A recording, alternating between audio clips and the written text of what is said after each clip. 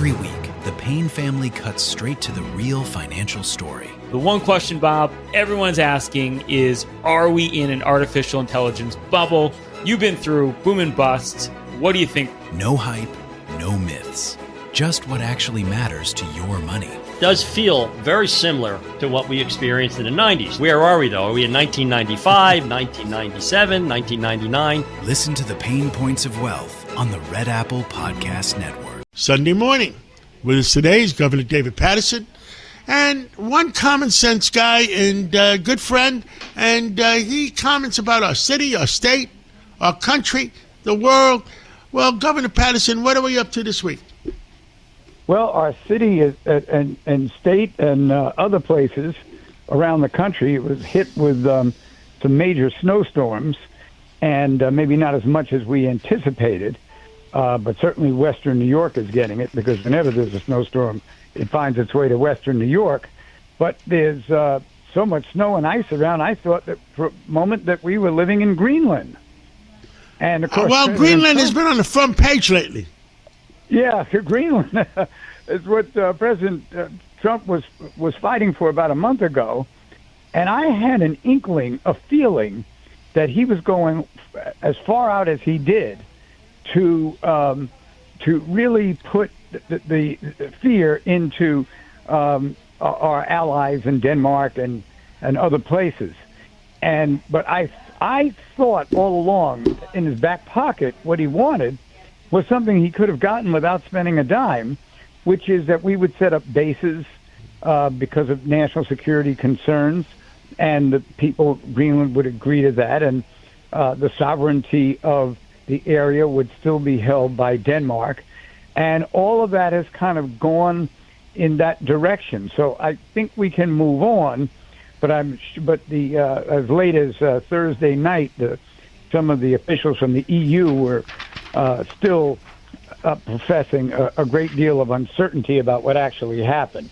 But now that that's straightened out, we have a problem more locally, which is that the mayor continues to speak as if he is the governor, because he's talking about taxing the rich. And, certainly in difficult times, you do ask the people who are doing well in a particular area to pay more taxes. But he just is doing that as a matter of cause, and it's putting the governor in a difficult position, because she has said that she doesn't want to tax anybody this year. And it seems like every time she says it, he gets up and starts listing the reasons why we should do it. So we may have one of those mayor-governor issues like we had with former Governor Andrew Cuomo and former Mayor Bill de Blasio. Hopefully not, because there's a lot going on in our city and state right now. And I think we need to be, a lot more available to each other, and also negotiating this stuff out instead of fighting it in the newspapers or TV. Well, that sounds logical. I mean, look, we all want everything to run smoothly. I think our number one priorities in our city, in our state, is not chasing any more people out of New York City or out of New York State. We want people to feel safe while they're walking around, and we want the system to work. Yeah, and the statistics really for New York City in particular, but also all around the state, crime has diminished, not in a great amount, but in a considerable amount, certainly worth noting, over the past couple of years. And now that we have in different places, new leadership, we'd like to make sure that it stays that way. But what's really at stake here is how many people, young people coming out of college, traditionally all around the country, come to New York.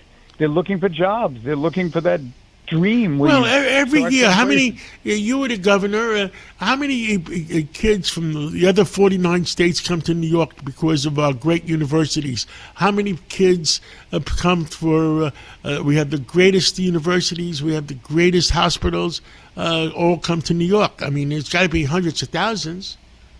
my last year in 2010, there were approximately 167,000 individuals who came to New York to go to college, and obviously would want to work here, and obviously would want to move up, start businesses, or go to graduate school and wind up running businesses. So in theory, if we don't gain 167,000 every year, we're losing. We're losing. That's correct.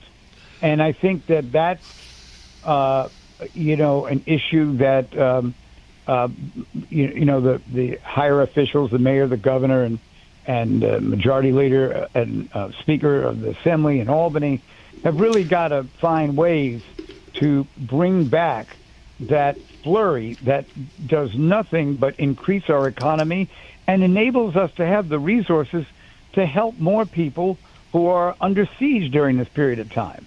So It actually would accomplish two goals. Well, Governor David Paterson, thank you for coming on, and God bless you and God bless America.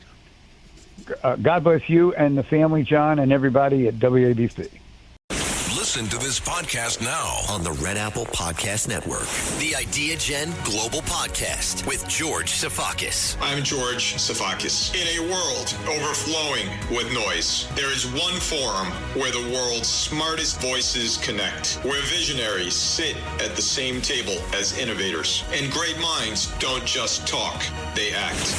Download all of Red Apple Media's podcasts right now through your favorite podcast platform.